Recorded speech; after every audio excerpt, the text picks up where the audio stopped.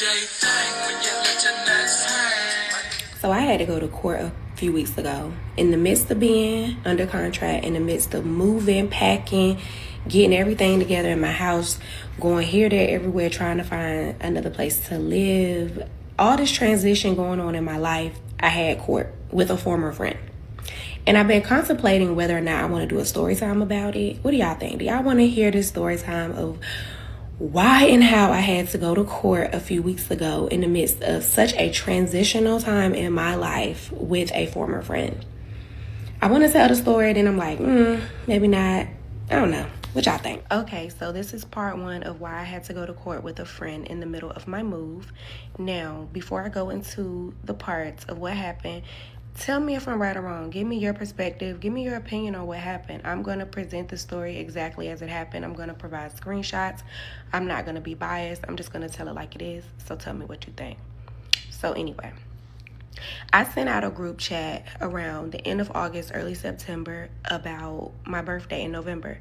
I always do a really big birthday trip every November. But this year, I didn't do that, or last year, because this is a 2025, I didn't do that because I wanted as many girls as possible to be able to come.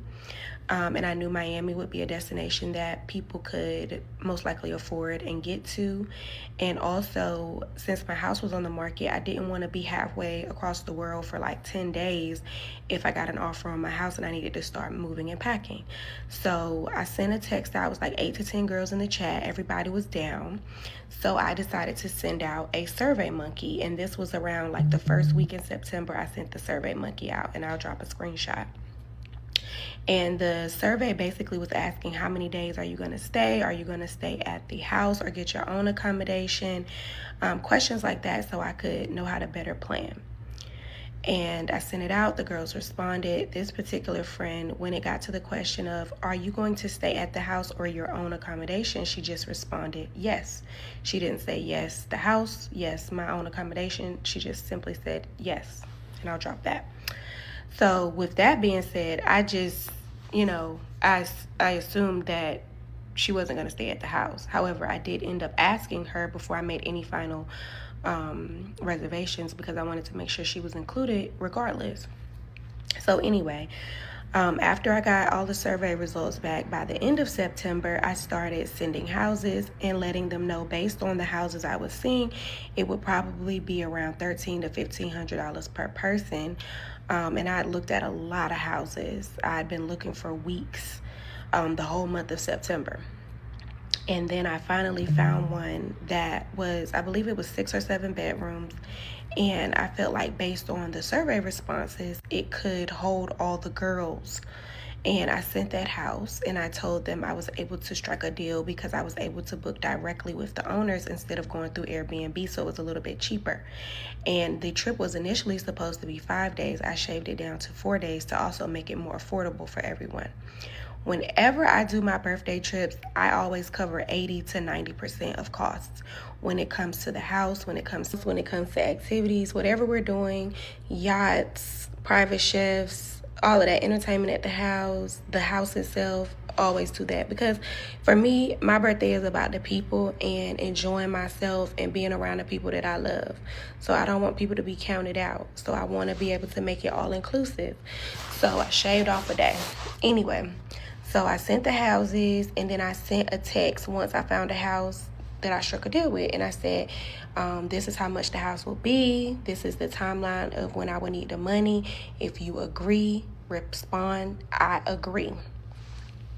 And once I sent that message, she responded, I agree. Now, remind you, in the survey, she just said yes. So I sent her a text, and I was like, hey, girl, you said yes, like, you staying in the house, you getting your own accommodation. She was like, oh, I'm gonna get my own accommodation, and I'm gonna rent a car instead.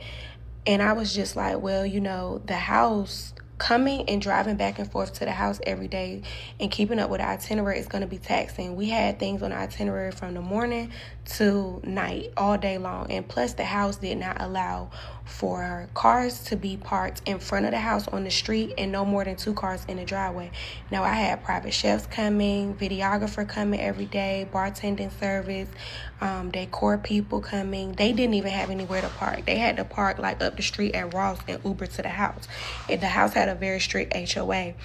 Even the first night, the videographer parked in front of the house and they sent me a picture from camera saying, hey, is this the car with your group? Like, they wanted me to have them to move the car. So they were very strict about cars being parked there. So I knew it wouldn't be anywhere for her to park as well. And I also didn't want her to miss out on things and be tired trying to drive, because we were going to have either a Sprinter or we were going to be Ubering. No one was going to be driving.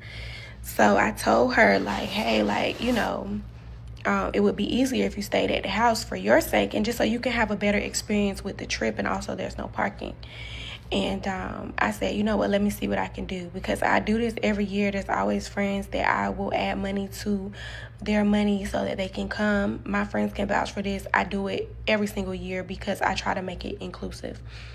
So then she gets back to me and she's like, hey, are you able to do anything? I want to know before I rent the car. I said, you know what, it's fine.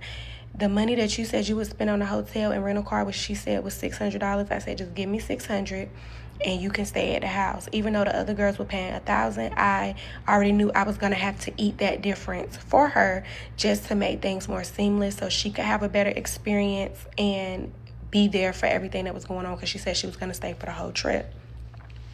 So we agreed to that, and I tell her she can send me her money by the deadline that all the other girls have. So the deadline gets here, I text her, I'm like, hey girl, you gonna send your money? She was like, yeah, I can't do Zelle, because I had asked everybody to do Zelle. She asked if she could do Apple Pay. I'm gonna drop screenshots of all of this below. I let her do Apple Pay. She sent me the money. We're good. So that was in October. Now, mind you, the trip is in November. The dates are solidified. The house has been booked. I signed a contract, and I told the girls I had to sign a contract with the people. You know, everything is set. And then this happens. So after all the money is paid at the end of October, during that week between when the money was paid, well, it was about 2 weeks, because October 21st is when everybody paid their money, and we were going on the trip on November 6th. So in that 2-week time frame, I was just finishing all of the final details with the event planner, the decor, all of the moving parts, the chef, the videographer. I have a friend in Miami that was doing bookings for me for the clubs, restaurants, everything. And I was getting the full itinerary finalized with everything that we would be doing, the yacht, spa, all of that. So I'm sending things to the girls, telling them, what colors to bring for different things, to pick out their spa treatments for the spa, showing them the spa menu, the restaurants, just different things like that. And I'm also looking for a Sprinter during this time, because as you may or may not recall, weeks prior, I was talking about a Sprinter with this friend. I was telling her then I'm pricing out Sprinters for the trip, and I'm going to drop that screenshot here. I dropped it in part 1, but this was weeks prior, right, about the Sprinter. So I'm still pricing out Sprinters, because I was getting prices like $7,000, $7,500 for the full time we would be there, which was the 6th, Thursday through Monday. We were leaving Monday morning. It was 4 nights. And so I kept getting all these high prices, and I decided to contact a friend who has a few businesses in Miami, and I know he used to do Sprinters. And he told me we could do his Sprinter with his driver for the full time that we needed for $3,200.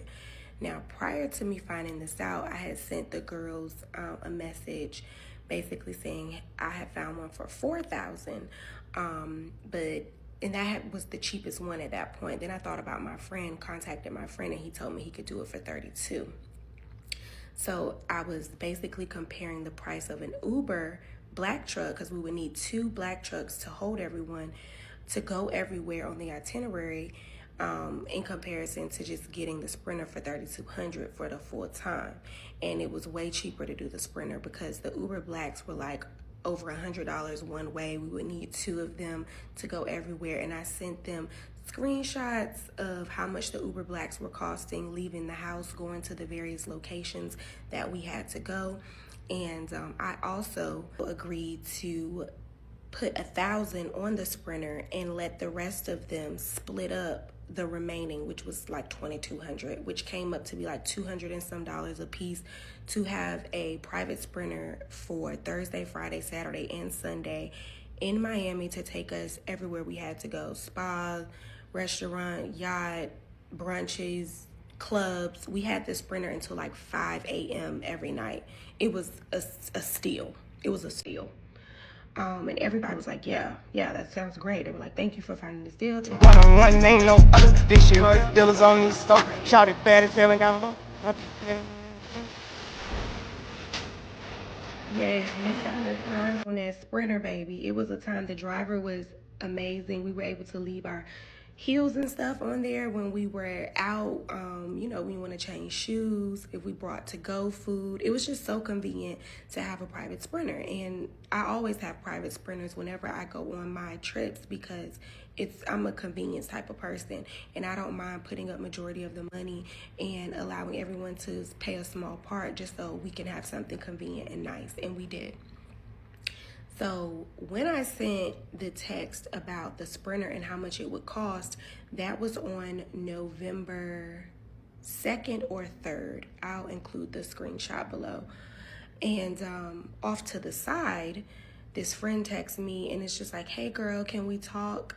And that day I just honestly was not able to talk. It was a few days before the trip and I could not talk. I just simply did not have the time to talk. I was running around like a chicken with his head cut off, doing this, doing that. And I had so many people coming on this trip. I had friends coming from all over the country, coming from LA, DC, North Carolina, New York, Florida, Georgia. It was a lot going on. So I called her the next day and she didn't pick up and went to voicemail, and she said she would call me back. She calls me back and she proceeds to tell me that her mom has COVID and she cannot babysit her child. Now, she has a 4-month-old baby at this point, and she told me that she was flying her mom to Atlanta from out of state where her mother lives in order to keep her child while she goes to Miami. Her and her child's father lives together, but he was also supposed to be going to Miami that same weekend. And then his whole family lives there as well, or not whole family, but some of his family lives in Georgia. But she told me that, she wanted her mom to keep her child, so that's what she was going to do. But she then proceeds to tell me that her mom has COVID. And at this point, it is Tuesday. We're leaving on Thursday. Now, I will say she did initially tell me on Monday to give her a call. I couldn't talk to her on Monday, but regardless, we're leaving on Thursday. And I asked, I'm like, so when did you find out? Did you just find this out? She was like, like Friday, she wasn't feeling well, but I was hoping that she would get better. And I'm just like, well, you should have told me something last week because someone else could have took your spot if you can't make it. And she's just like, yeah, I've been trying to get the girl that's my nanny to keep her, but she can't keep her short notice because she has a family that she works for. She said, I've been calling everybody trying to figure something out, but at this point I would be spending too much money to try to pay somebody to keep her. And it's not even my birthday for me to be doing all that, and I don't want to be doing all that. So I just want to see if I can just get my $600 back. Pause. The money's not refundable, babe. The money's already been paid for the house, babe. I'm already taking a loss because you're paying less than everyone else, babe. Like, why should I give you your money back 2 days before the trip because your mom has COVID? And when your mom started to get sick days prior, you didn't tell me so that we could have tried to figure something out. You waited, and then you tell me, and you expect to get your money back, and I can't get the money back from the house. I can't replace you this short notice. So I'm supposed to go in my personal pocket to give you money back. It's just like if you book a hotel room at the Hilton, and if you decide you can't go last minute, if there's no cancellation policy, you just ass out. You don't get your money back. Same thing here. Just because we're friends does not mean that changes. Like, I hate that. I really wish you could go. And I kept extending to her, like, your room is available to you. I would love for you to still come. Like, please try to see what you can find out. If you can find a replacement sitter, like, please let me know. I said, in the meantime, I'm going to check with one of my other friends, Kat, because she wanted the room that this friend was going to stay in, but she had already taken it and it was no more space in the house. So this friend, Kat, she had to get an Airbnb. And she had to stay away from the house. The same thing that this girl was going to do, but she was forced to because it was no more space in the house because the last room was given to the friend who I offered the deal to. So I contacted Kat and I'm like, hey, are you able to cancel your Airbnb? She can't come. You can just give her the money she paid me. And she contacts her host, Airbnb host. They tell her there's no cancellation, no refund. She wouldn't get anything back. So she was not able to do that.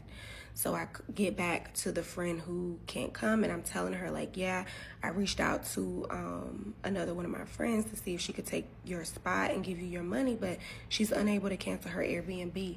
And she's just like, oh, that's weird that she can't do it. I'm just like, yeah, that's just what it is. Like, she can't do it. It's not cancelable. It's a few days before. I don't know if you're familiar or not, but most places you cannot cancel last minute and get your money back. Like, I don't know why you think that's a thing, because it's not. So then, and I'm going to drop all the screenshots showing all this, so feel free to pause so that you can read them. So then she's still saying the same thing about getting her money back. And I'm just like, well, I told you on the phone when you initially said your mom had COVID. I said, I'm sorry that your mom has COVID. I hope that you can find a replacement, but I can't give you your money back. I can't get my money back, and I'm not going to take a further loss in what I have to spend for this house as a result of what you have going on. I hate that you don't have a sitter, but that is not my problem, unfortunately. And I hate it when people with kids, because I don't have kids, try to make it seem like, or try to use their kid like, oh, I have a 4-month-old. I just can't afford to take a loss right now. I can't afford to take a loss. I don't have a 4-month-old, but even without a 4-month-old, I can't afford to take a loss either. I spent thousands and thousands and thousands already on this trip, and I was not going to spend a dime more because you don't have a babysitter. I just simply was not going to do that. Everyone knows that if an unforeseen circumstance arises and they can't go on a trip, their money is gone. It's just gone. If I could have replaced her with someone else, I would have gladly given her her money back. But it's literally a few days before the trip. There's no one who can just come on a trip last minute and take this room. So I'm not going to take that loss for you. And I also feel like she didn't really try to find a replacement because she just took for granted that I would give her her money back. I remained the same the entire time, basically saying, I can't give you your money back. I hate you can't come. Your room is available to you. It's open to you, but I cannot give you your money back because the money has been spent. It's not fair to everyone else. And everyone who's ever been on a trip with me knows once the money is paid, once the money is spent, it's spent. No one has ever asked me for any money back. I've had friends who couldn't come on the trip until the 3rd day. They didn't say, oh, can you give me my money back for the first 2 days? They know that's not how it goes. But like I said, I don't feel like she truly tried to find a replacement sitter, even if she needed a replacement sitter. Because me and one of my friends were talking about this, and we were just like, this whole COVID thing anyways just sounds sketch, because none of this came about until we started talking about money for the sprinter. And my heart of hearts, I just believe that she did not want to pay or put in for the sprinter. I thought she felt like after she paid her $600, everything was going to be covered for the trip. And you had to know that that was not going to cover anything. I told you that would cover your spot in the house. And yet and still, it was less than what everyone else paid. Because to come up with this a few days before we're leaving, as soon as we start talking about it's going to be $200 and some per person for the sprinter, the timing is just strange to me. Now, I could be wrong, but I could be right. Anyway, so I'm standing firm in what I'm saying. You can't get the money back. And she's sending me these long text messages. I'm going to drop all this below about how she can't afford to take a loss. She can't afford to take a loss. And I'm just like, well, I can't afford to take a loss either, because a few days before my trip, I have a million things going on. I have a lot of people that I'm coordinating with. My birthday is coming up. I'm trying to enjoy myself. And I don't have time to be burdened with your problems. And I hate when people do this, because it's like, girl, be so for real. This is my birthday trip that I've been planning for months. This is my weekend. This is my time. And you sit up here expecting me to take a loss right before my trip to pay for your spot at the last minute because you, quote unquote, don't have a sitter. I don't have kids for a reason, because I don't want those problems. You don't go around telling people, I can't do this, I can't do this, I can't afford to do that because I have a child now, I have a child now. You chose to bring that child into this world, and now that is your responsibility. Any of my friends who have kids, if their child makes it where they can't go somewhere, they take that loss because they understand as a parent, you have to take that loss. No one takes a loss for anything that happens with your children except for you. No one else. You can't expect people to be like, oh my God, you have a baby now. That's fine. I'll just take it on the chin. Because she's also one of those people that's just like, well, how was it a loss for you? You were going to get the house anyway. I can't stand people who have that logic. It's just like that same logic of asking somebody for gas money. And they're like, well, you was already going that way. It don't matter. You wasn't riding with me. Because she made that statement of like, oh, how was it a loss? How was it a loss? You was already going to get the house. No, I got a house this size to accommodate all the guests. And it was always known that the house would be a shared expense. I was never paying for the house on my own. What do you think this is? Ain't no trick. I ain't out here tricking on y'all. Like, what is you talking about? It was always a loss. It was never going to be me paying for the house on my own at any point in time. It was always a shared expense amongst everyone who was going on the trip. So it is absolutely a loss when you last minute say you can't go and expect and demand that your money be returned to you when you don't give someone reasonable time to find a replacement for you. Especially when someone already gave you a deal. I already had to put money towards you for you to stay in the house to make it more convenient for you. So, like, it's kind of a thing like, how dare you? How dare you, babes? How dare you? Stay tuned for the next part, because this is not it, babes. This is not it. It goes to the next level. It escalates. It gets even more ridiculous, if that's possible. Okay, so we're back with part 4 of where I had to go to court with my friend. I actually decided to make this part 3.5 just to answer a few questions and provide some clarity. And I'm about to drop part 4 right after this. So I want to clear up a few things, talk about a few things, and also continue the story.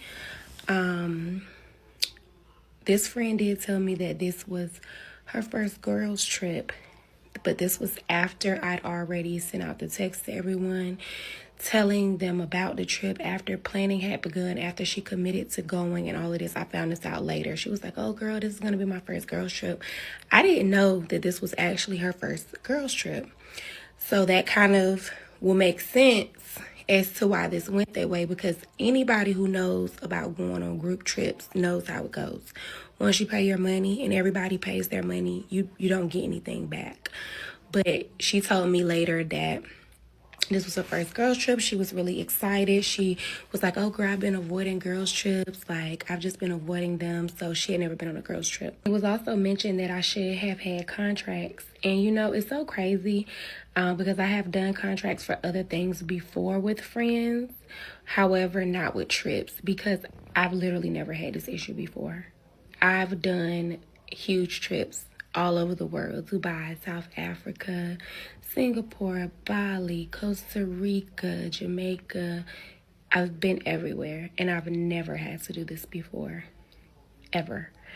And I always plan very extravagant trips. I always have private chefs, always have an event planner, always have a decor. People come in and do decor. I always have private sprinter and coordinators, videographers. I do that for all my trips. That's bare minimum for me.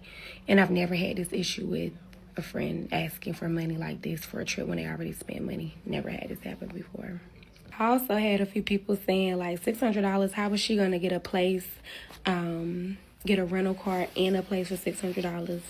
Child, I don't know. I don't know where she was staying. She said she was gonna get a deal from her child's father's uncle on the rental, but I don't know where she was staying and getting a rental car for 4 nights, 5 days total for $600. I have no idea, but I just took her word for it. I didn't question her about it at that time because I just, this was my friend. I took her word for it. There was also someone talking about, $1,300 for Miami for 4 nights is a lot. Miami's expensive. I lived in Miami. I used to live there. My rent was $12,500 a month when I lived in Miami. It's very expensive.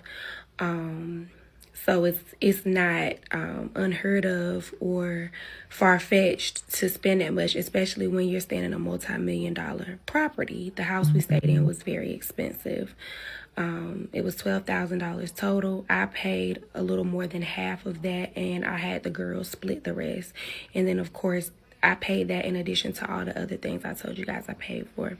So it's not far-fetched from Miami. It's a very expensive destination. It can be cheap if you make it cheap, but it can also be very expensive if that's the type of trip that you go for. When I go on trips, I like to stay in luxury accommodations. I like to have luxury experiences. That's just what I like. But anywhere you go, you can make it as cheap and reasonably priced or as expensive as you want it to be. Me personally, I like very lush, luxurious, expensive experiences, and I don't mind paying the bulk of the cost because that's what I like. And then I make it affordable for everyone else to also enjoy that experience. Like the next day after I got back from Miami, she sent me a text, and I'll include that here. And she's like, hey girl, I'm so glad that you had a good time. I really want to discuss the $600. And she said it in a way of just like, I'm not going to let this go. And for me, I just kind of took that as like, what you mean you're not going to let, it felt threatening to me, that type of verbiage, like, oh, I just can't let this go. I can't let this go.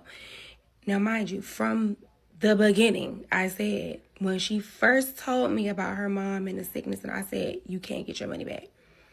And my stance never changed. So for her to be like, I can't let this go, that type of language to me felt threatening, because it's just like, well, what are you going to do? Like, what do you mean you just can't let this go? Because you told me about something a couple days before we were set to leave, and then you're expecting me to just reach in my pocket. And so I sent her a response, and she literally sent that text 4 times. I mean, I'm going to show it here. She copied and pasted and sent that 4 times because I didn't even respond for the first several days, because in my mind, I'm just like, girl, no. I've already given you my answer. I honestly didn't know why we were still talking about it, because she's just like, oh, I have a 4-month on, I can't lose this money. And I'm just like, I don't know why we're still talking about this. But I finally respond, and I say what I said about I've said that, I can't return the money. The same thing I've been saying, the money's been spent. The money's non-refundable. It's already been spent. The room was available to you. You chose not to take part. And if you didn't take part as a result of not having a sitter, that just really doesn't have anything to do with me. I'm not going to pay for that spot in the house that sat empty just because you couldn't come. So then she replies, and she's just like, I don't understand how it would be a loss, because it's your birthday. I'm going to include this. It's your birthday, so you should have been, prepared to pay for the whole house, even if 0 people came.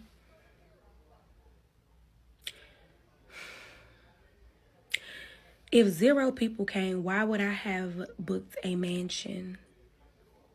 That house was only booked because you all were coming. If it was just me going with 0 people, I just would have got a suite somewhere at the one on the beach. I wouldn't have gotten a house. That house was booked to accommodate the group. So no, just because it's your birthday does not mean you're prepared to cover the expenses of the whole house. That doesn't even make any sense. You wouldn't even have that house if it weren't for your guests. it was just like mind-boggling to me, like all of the things she was throwing out at her defense for like why she felt like she was entitled to get this money back, when it really all boiled down to, you agreed to stay at the house, you agreed to go on the trip, you paid your money, you couldn't go last minute, and now it's lost. That's the simple, short and sweet part of it. But it's like, you're telling me because it was my birthday that I should have been prepared to pay for the whole trip regardless? No, ma'am. That's not how trips work. I know this was your first girls trip, but that's not how it works. That's not. And I have done so many large scale trips with multiple girls. My friends never had this issue before. We've always had a ball. Always had a ball. Even on this trip, some of the girls came a day later, some left a day early, some came 2 days later, and they just paid their money and they kept it moving like nobody was sweating it because they understood what's going on here. I've never had anybody do something like this on a trip. Ask for money back when they cancel last minute or can't come or whatever the case may be. But my friends are usually just really on top of stuff. Like, they know when they can or can't do something, and they make sure if they've committed to do something, they find a way to go. Like I said before, I honestly feel like it was a matter of she didn't want to spend any more on the trip, and so this was what she felt as a way out. I think she thought, oh, if I say that she has COVID, like, can't nobody deny that, like, she'll give me my money back. But it had nothing to do with the reason. The reason didn't matter. It was just the simple fact of the money has been spent, and whether you come or not, the money has been spent. And just because it's my birthday does not mean that I should be inclined to pay for anything. You're still coming on a trip. Whether it's my birthday or not, it's still a trip for you. You're still going to come, have a good time, enjoy yourself, do whatever you do. But anywho, so she goes on to say how, oh, she thought we were sisters. She viewed me as her sister. She, this brings tears to her eyes. She's sad that it's happened. I'm including screenshots. And I'm just like, yeah, as a friend, I also feel the same way, because a friend wouldn't ask their friend to go in their pocket and give them money when they cancel on going to a trip last minute. I wouldn't do that personally. If I was going out of town for one of my friends' birthdays and I had already gave them money towards the accommodation and last minute I couldn't go, I wouldn't even fix my mouth to ask for that money back. I would just understand that it's already been spent and it's non-refundable. I wouldn't say, well, it's your birthday, you should have been prepared to pay for the whole trip whether anybody came or not. What does that even say? So when people start pulling that, oh, we're friends thing, that friend card, I'm going to pull that same friend card. Because as a friend, why are you even asking me this? Why is your babysitter situation all of a sudden now my problem? So I'm basically telling her all of this in text, like, yeah, like, there's nothing I could do about it. You know what I'm saying? She did do my makeup for a photo shoot that I did a couple weeks before my birthday for photos, and she had did my makeup. She was just like, oh girl, since you cover, so much of the room or whatever, I just do your makeup. So when all this came to a head, I was like, the only thing I can do for you is I can send you the money for the makeup you did for me. That's fine. Like, I absolutely will do that, because no one, and I mean no one, will ever be able to say Jonique owes them anything, because I don't. Okay? So you would never be able to say, oh, I did her makeup and she didn't, no. I Zelled that money expeditiously. I went on her page, saw how much her face was. It said $175, even though she be having like $99 face specials all the time. I still sent her $175 on Zelle because I wanted her to have that, because I will never owe anyone anything. And then she was like, oh, thank you for that or whatever. And that was it. No more responses. She said, thank you. I never replied, right? I never responded to that. And then the next thing that happens is crazy, because I'm in my house and I get a ring at my doorbell, and look at who it is. It was a deputy, because I was being served. And you know what? I thought I saved the video from my my Ring camera, but I don't have that video. So when he came up, it was me and my boyfriend. We were just in the living room chilling, It was right after Thanksgiving. It was like that Monday after Thanksgiving, right? So it was a couple weeks after. And at first I was like, what's going on? And immediately he was just like, you're not in trouble. He said, but, I have to give you these papers. Go in the kitchen, look at the papers, and I have I have it here. I'm going to read you exactly what it said. So from the Magistrate Court of DeKalb County, because that's where I was living, it says plaintiff directly paid $600 for a trip to Florida that she did not receive, with no refund policy attached, no contract disclosed, and defendant is unjustly retaining plaintiff's funds and indicated that plaintiff forfeit the funds. So she asked for $600 plus $90, which was what she paid to file this with the magistrate court, right? So let's dissect this. Let's dissect this. She paid $600 for a trip to Florida that she did not receive. The trip was available to you. You chose not to partake in it. You made the decision not to come. It was always available to you. So just right off the bat, this statement makes no sense. Then she proceeds to say, now this is the part right here. No refund policy attached. No contract disclosed. Now, for some reason, they thought, or she thought, or whoever helped her do this thought that helped their case. But baby, you're helping my case, because the way the law works is that when you go to court, they use whatever legal documentation is available to come up with a result for who is in the right and who is in the wrong. If you're saying there's no contract, there's no refund policy, it's just like you saying, well, there's nothing that guarantees me my money back. So that didn't eat the way that you thought it did, because what it's telling the court system is that you have no documentation proving that you're owed anything. She thought that was going to hurt my case, but instead it hurt her own case. Saying that there's no contract, there's no refund policy, is saying that I can't prove I'm owed anything. So that statement just really didn't make any sense. Then it goes on to say unjustly holding money. Ma'am, you paid money for a trip to which at the last minute you did not come. You were encouraged to come. You were asked to come. There was a room available to you, and you just did not come. That does not make me responsible for giving you anything back. So at this point, what's going through my mind is I honestly cannot believe this girl took time out of her day, gas in her car, and money to file this with the magistrate over money that she paid for a trip that a few days before she decided not to go on. I just honestly couldn't believe it. And my boyfriend was just like, she really filed paperwork? I was like, yeah.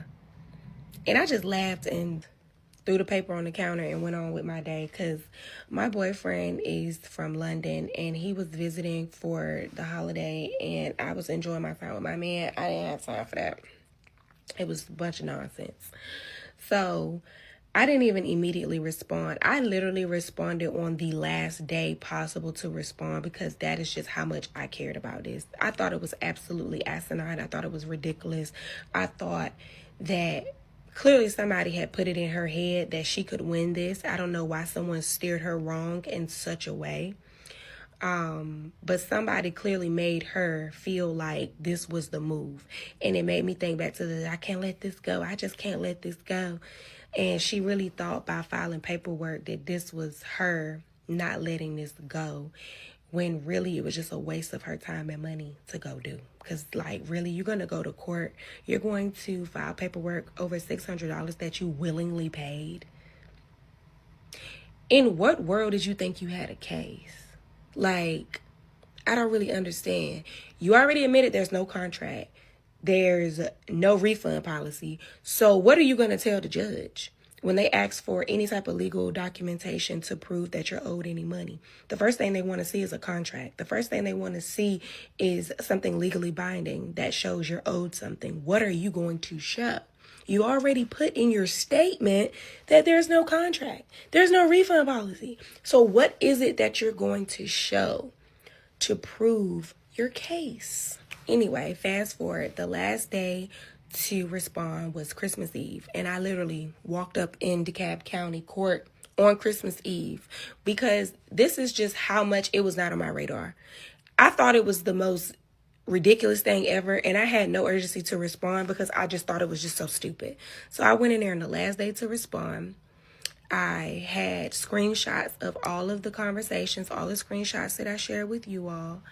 I put it together in a nice little folder. I did a statement just telling my side of the story very plainly, very clearly. I went in, I filed it, and they asked me to choose a court date. And I chose a court date in February, which the court date just passed about a month ago now. I chose that date. And as I was in there was another lady in there, and she was, we were kind of just talking about, what she had going on and what I had going on. And I was just like, girl, I don't even really have anything going on. This is probably the stupidest thing I've ever seen in my life. This, I'm here wasting my time, to be honest. It's Christmas Eve. I got things to do. This was just a waste of my time. You probably have a real case, but this is I don't even know what this is. I was just honestly shocked that she would go to this extreme measure over $600. Setting your date for, well, you got two choices. Okay. You got, notice I'm about to send her now. Okay. And did you need a copy of this stuff? So waste of time. I mean, did you need a copy of this? I have all of it. Okay. Yeah. February 4. Gotta waste the whole day with this. Of packing and moving, and I have to go to the DeKalb County courts over this nonsense. So my parents drove me and my mom get out, and we walk up to the courtroom, and this is how the court proceeding goes.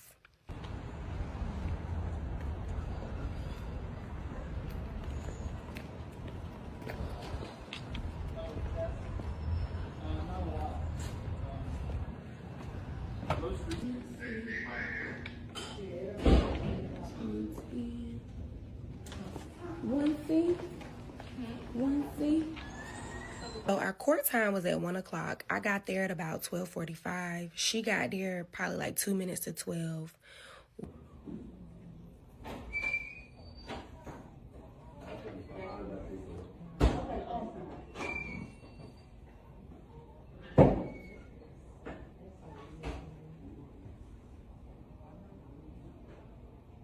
We all walk into the courtroom. It was several other people there at that 1 o'clock time.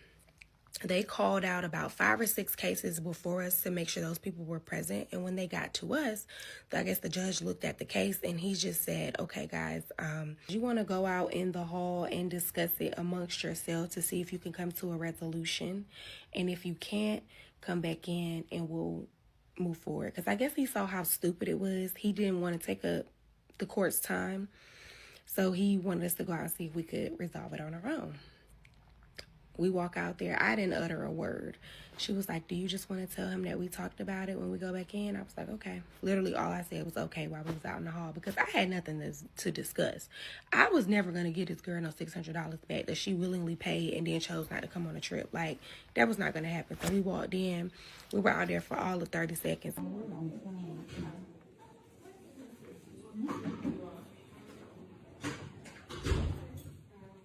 Like, oh, that was fast. Did y'all even talk? We were like, mm-hmm. He said, all right then, come on up to the bench. So she sat down on the left, I sat down on the right. He looked over everything for a few minutes. He said, okay, I've looked over everything. I pretty much know what I'm going to do in this case, but I'm going to allow both sides to tell what happened and go from there. He started with her. He said, I'm going to let you tell your side what happened. And he said, Miss Lynch, to me, don't interrupt her. Don't say anything while she's talking. Let her tell her story. Let her tell what happened. Then he looked at me. He said, then I'm going to let you go. I'm going to let you tell what happened. And then he looked at her. He said, I don't want you to interrupt her. I don't want you to say anything while she's speaking. And once both sides have told their side, he said, I'm going to rule. She proceeds to take out a folder with a piece of paper, and she's reading off the paper, and she's kind of stumbling over her words, trying to explain what happened. And she says, you know, I was invited on this trip and I was going to get a place to stay, but she insisted that I stay in the house. She insisted that I stay there. So I decided to stay there, and I sent her money for the house, but she insisted. And he said, hold on, I'm going to stop you right there.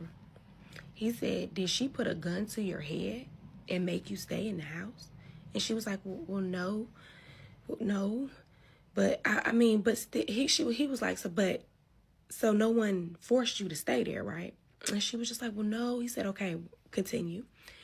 And she's like, yeah, I paid. And then my mom got COVID, and she was going to keep my 4-month-old, and I didn't have a babysitter. So I told her like a couple days before. She said 4 days. It was not 4 days. And the judge even called it out because he had read over everything. He corrected it and said 2 days, which was correct.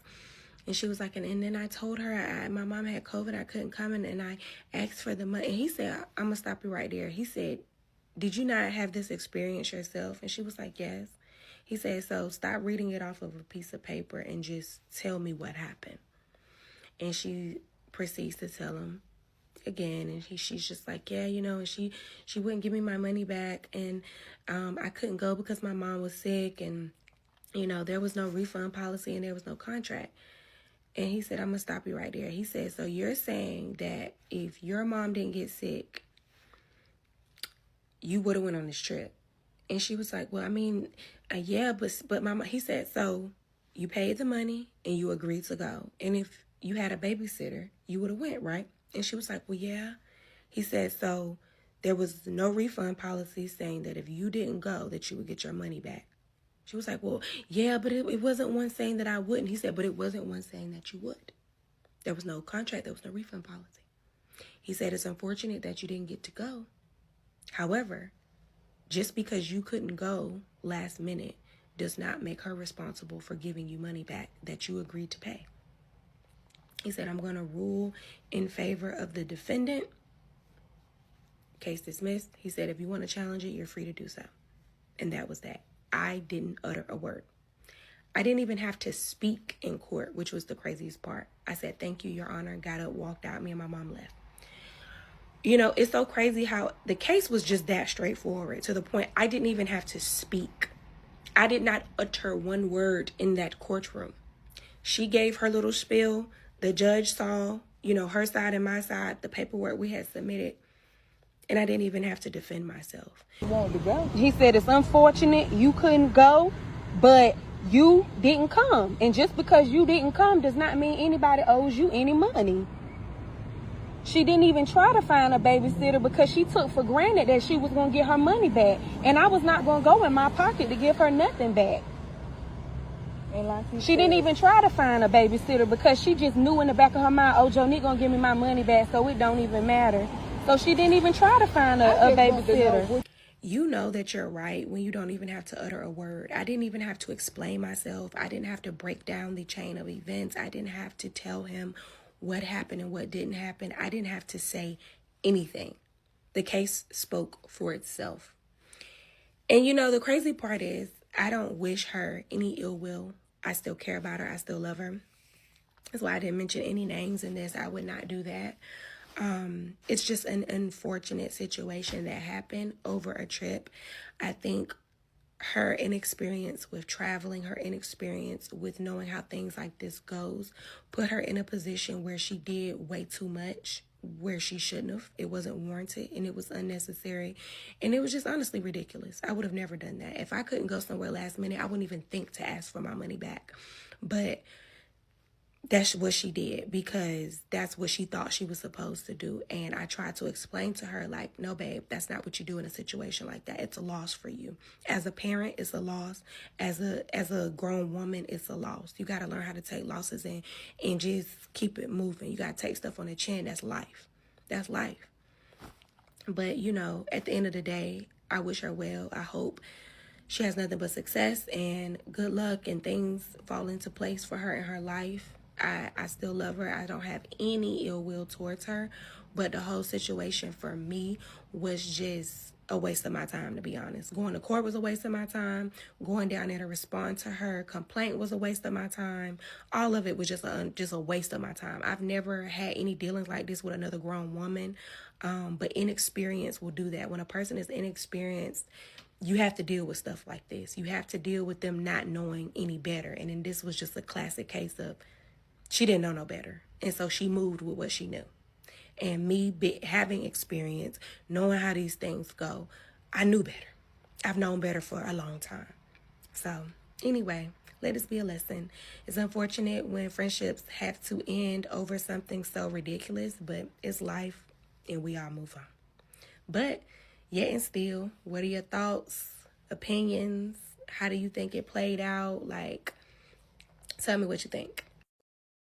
What it do, everyday people, man? It's your boy PJ. Today we back with another lit video, back live on Twitch and Facebook. Now, I completely agree with the friend. I mean, we got to go with what the judge said. The judge said, you don't get no money. Should have been thinking of having that baby another time. Shouldn't have had a baby with a Debbie. But anyway, if the baby is 4 months old, I know a lot of people don't like to fly with a 4-month-old. I know that can be aggravating. But if the baby daddy and you were going to Miami, drive to Miami, right? Okay, which is much safer. Plus, if you have to feed the baby, you can pull over, change the diaper, feed the baby, all that good stuff. I think from Atlanta to Miami is 8 hours, I believe. I believe it's like 8 hours. So, 8-hour drive from Atlanta to Miami. It's not an ideal drive, but if you take a flight, maybe like a 3-hour flight, 1 hour, 2-hour flight. I think it's like a 2-hour flight from Atlanta to Miami. 2-hour flight. Would you want to do that with a 4-month-old? Probably not. But would you want to drive with a 2-month-old? Probably not either. But either way, y'all could have went, and you would have had the car there. Your boyfriend would have had to stay there the entire time because your boyfriend was planning to be in there anyway, right? I don't know. It just don't make sense. So, anyway, because the boyfriend had family there, right? You would think, but anyway, don't plan no dates if you have a 4-month-old. Don't plan no vacations. That's that simple. Like, why would you plan that? And to think that I have a 4-month-old, but I'm going to spend thousands of dollars on someone else's birthday is absurd. I'm not going to do it. I'm not going to do it. I'm not going to do it. I don't know. I don't care how much money I got. I'm not going to do it. I'm not going to spend thousands of dollars on somebody else's birthday when I have a 4-month-old. Like, look, hey, got a new baby, other priorities right now. I'll catch you next year, okay? It's just that simple. We gotta be an adult. You gotta make better, wise decisions. That's your fault. And then to think, your baby wasn't even 4 months when you agreed to go on a trip. Your baby was like 2 months. So you agreed to you agreed to a girl's trip. I know you probably, you had the baby for 9 months. You been inside and ready to turn up, and you like, oh, this is a perfect time. But then again, as an adult, speaking logically, you got to think, nah, this probably ain't the best idea, especially if money is tight. If I can't afford the 1,000, if I can't afford the 1,000, and then I got to settle for 600, and then it's gonna cost me more money in Miami. You got to think about it like that. I don't know,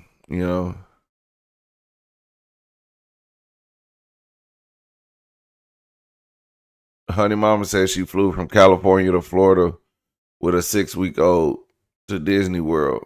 Well, hey, I didn't say it's not doable. And you had a husband. She got a baby daddy who clearly was not willing to help out.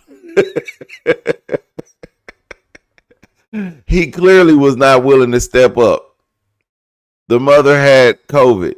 Y'all was ready to turn up. He was like, if you outside, I'm outside. We'll leave the baby with the mama. What? You going to visit your family? Just take the baby down there to see your family. We all going down there. Let's just take the baby down there to see your family. He like,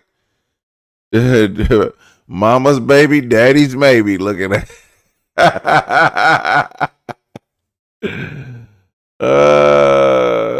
well, I don't blame Johnny one bit. You know, due to the unforeseen circumstances, she had nothing to do with your mother catching COVID or you missing out on the trip. So it is what it is. You win some, you lose some, but you live to fight another day.